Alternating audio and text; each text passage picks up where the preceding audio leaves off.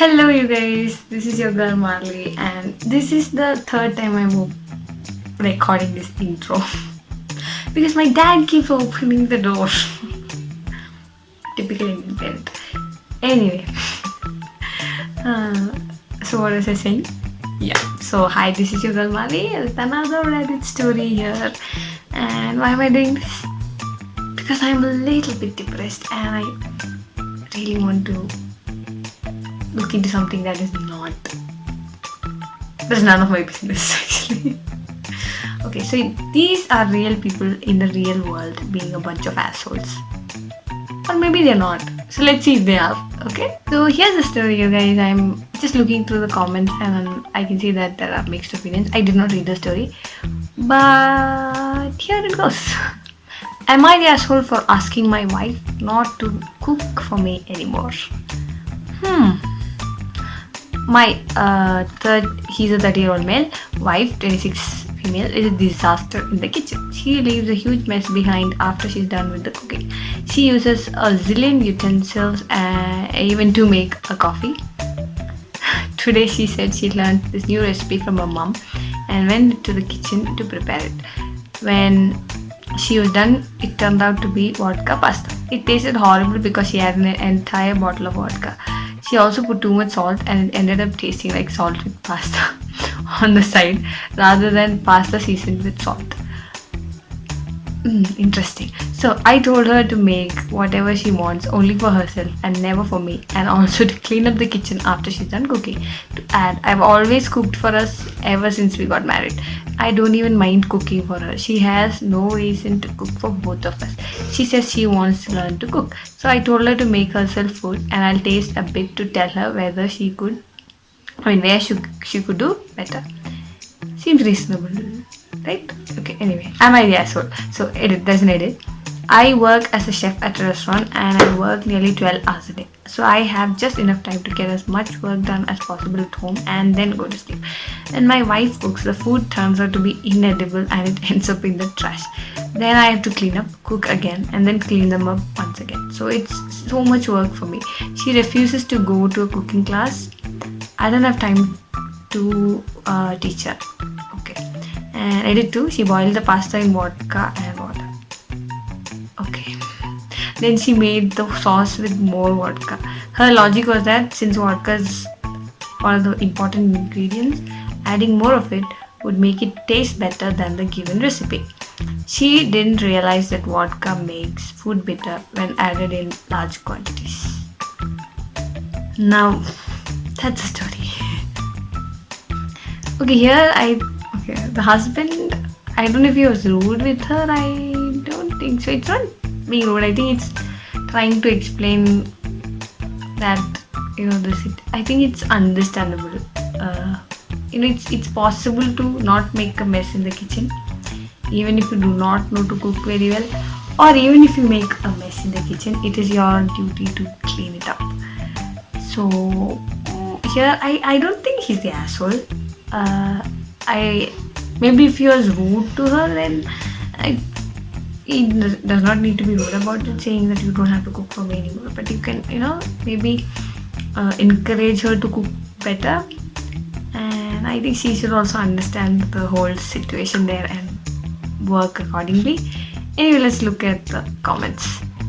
So here's a comment saying, I don't know who is. Some of them are saying the husband is rude. Okay, so there's this person saying all the comments here bashing the husband for being rude, but no one seems to notice that the wife creates a mess but doesn't bother to clear it. If she is learning to cook and makes a disaster, it's her responsibility to clear it up as well. You don't make a mess and then leave it to someone else for to clean it up. If you want to learn to cook, you should first understand that cleaning is a major part of it. Also, she doesn't want cooking classes. She can't follow a recipe given to her. He works 12 hours and does all the cooking and cleaning in the kitchen for them. This incident doesn't seem to be the first one to happen either. I can see why he's losing it now and is sounding rude. Frustration can do that to you. Okay, yeah. It is understandable, right? I think it's understandable. So she's also wasting food. Yes, this person is right. She refuses to take a class or even follow a recipe. Yes. So that, I accept that part of it, because it is being a little irresponsible, given that you waste a lot of food and then you waste a lot of time, not really your time, you waste the other person's time as well, your partner's time as well. So I think she has to step up her cooking game. So here's another goodie story, you guys. Am I the asshole for refusing to speak in class? I, 17 male, always answer in class every time the teacher asks the class a question, and I make sure to give a thorough answer. My teacher has lately started to seem annoyed at me for answering her questions and speaking up. Then in class, I raised my hand when she asked a question and seemed like she called on me. So I started answering.